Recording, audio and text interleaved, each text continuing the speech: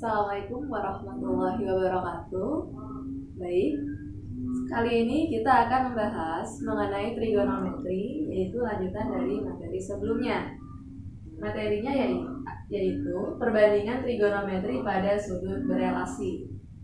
Jadi yang dipelajari apa aja sih pada sudut berelasi? Yang dipelajari antara lain, yang pertama adalah sudut di antara 0 sampai 360 derajat. Kemudian nanti akan ada juga sudut negatif dan juga sudut di atas 360 derajat. Tapi yang kita pelajari sekarang adalah sudut di antara 0 sampai 360 derajat saja ya. Nah, untuk lebih mudah memahami, kita akan masuk dulu ke kurva kuadran. Nah, ini namanya kurva kuadran. Nah, kurva kuadran ini dimulai dari 0 derajat sampai 90 derajat. Disebutnya adalah kuadran 1. Ya. Kemudian ketika dari 90 derajat sampai 180 derajat disebut kuadran 2. Dari 180 derajat ke 270 derajat disebut kuadran 3. Sementara dari 270 derajat ke 360 derajat disebut kuadran 4. Nah, di sini kita sebut misalkan suatu sudut alfa, maka sebelum 90 derajat maka dikurang 90 dikurang alfa. Sesudahnya berarti lebihnya, berarti 90 ditambah alfa. Sebelumnya kurangnya berarti 180 kurang alfa. Sesudahnya lebihnya berarti 180 ditambah alfa. 270 kurangnya berarti 270 dikurang alfa, 270 lebihnya berarti 270 ditambah alfa, dan 360 kurangnya berarti 360 dikurang alfa. Nah, selain itu kita juga harus tahu tanda-tandanya positif atau negatifnya.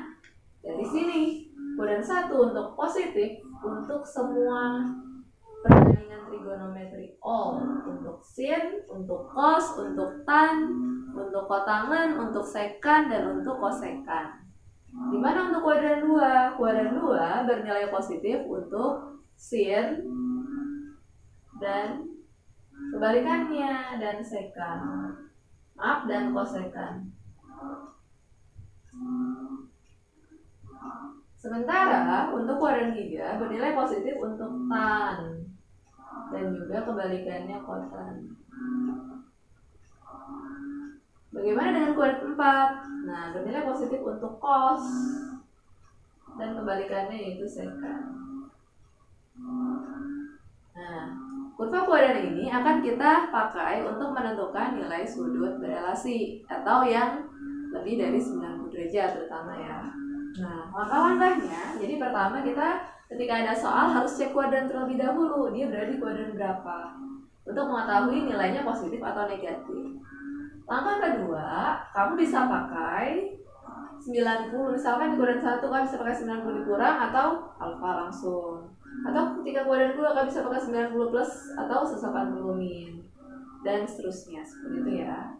Nah, ketika kamu pakai 90 atau 270, maka ingat berubah. Perubahannya apa? Dari sin jadi cos. Kalau cos ya jadi sin. Tangen jadi kotan. Kotan ya jadi tangen. Sekan jadi kosekan. Sebaliknya kosekan pun juga jadi sekan. Tetapi kalau kamu menentukan menggunakan 180 atau 360, maka dia tetap tidak mengubah.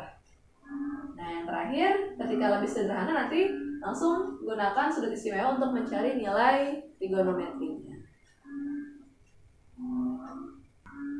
Baik, kita sekarang akan masuk ke dalam contoh. Di sini ada sin 150. Kita akan mencari nilai dari sin 150. Pertama-tama tadi apa? Kita harus lihat dulu dia berada di kuadran berapa. 150 itu kan berada di kuadran 2 ya. Karena dia berada di antara 90 sampai 180. Kuadran 2. Kuadran 2 untuk nilai sin adalah positif karena dia ada di kotak. Nah, kita langsung tentukan aja tandanya positif. Ya. Nah, setelah itu kita lihat di sini kan ada 90 ditambah ada 180 dikurang. Nah, kita bisa pakai keduanya. Nah, sekarang kita pakai yang 90 ditambah dulu ya. kita akan pakai 90 ditambah.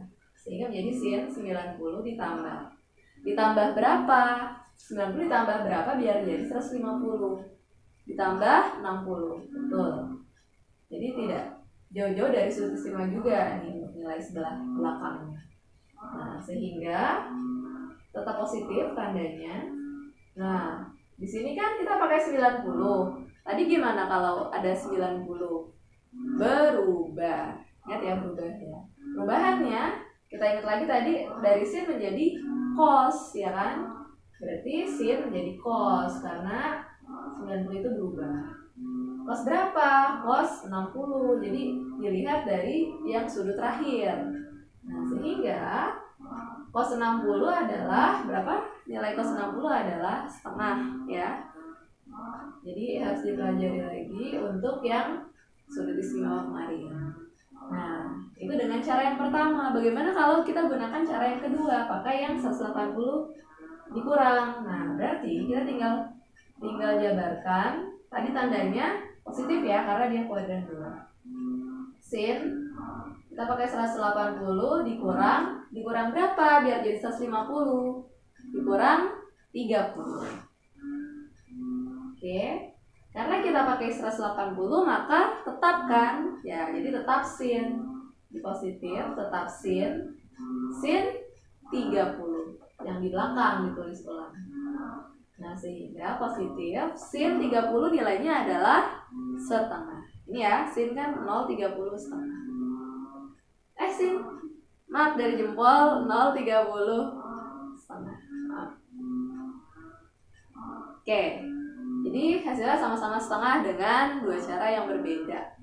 Nah, sekarang kita masuk contoh nomor 2. Cos 225. Cos 225 itu ada di kuadran berapa? Kita cek. Nah, dia kan di antara 180 sama 270. Dan di kuadran 3. Ya, berarti untuk cos ada di kotak nggak? Enggak, berarti tandanya negatif. Kita kasih dulu deh tanda negatif di sini. Kemudian kita lihat di sini kita bisa pakai 180 plus, bisa pakai 270 min. Nah, kita pakai yang 180 plus dulu ya. Cos 180 plus. Nah, plus berapa biar jadi 225? 45 ya, langsung ketahuan karena nggak jauh-jauh dari sudut istimewa. 180 gimana? Tetap. Ingat, 180 sama 360 itu tetap. Berarti min cos angka belakangnya 45. Sehingga hasilnya min cos 45 cos dari kelingking ya 0,30 45. Nilainya berapa? Setengah akar 2.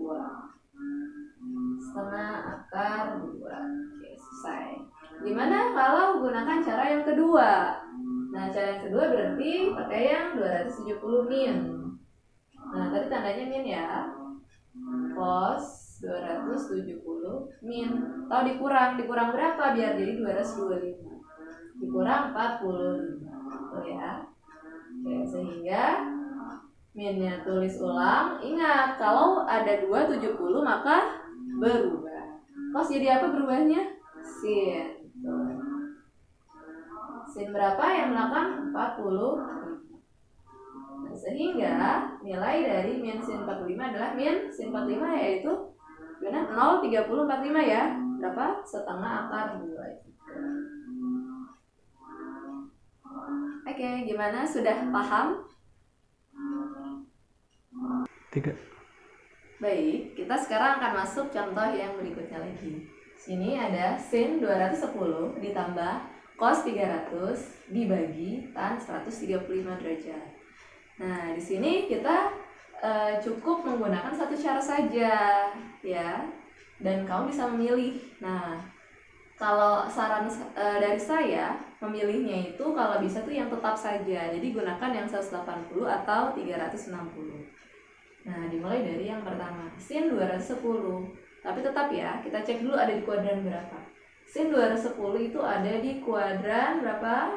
3 ya, karena dia di antara 180 dan 270.